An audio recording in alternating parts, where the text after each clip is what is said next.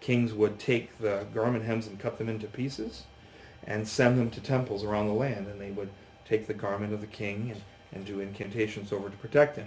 They would do the same thing in exorcisms. They take a man's outer garment and do magical rituals over the hem of his garment in order to drive demons out of him. Now remember, we're in pagan world here. But pagan world sometimes bleeds over into Israel world in terms of symbol and practice, not in terms of worldview and superstition.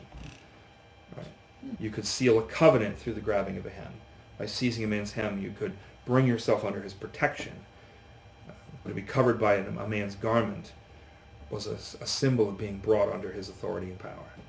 Right? Because you could make covenant appeals with it. You know, it's a humiliation to make a covenant appeal by throwing yourself on the ground and grabbing a man's hem.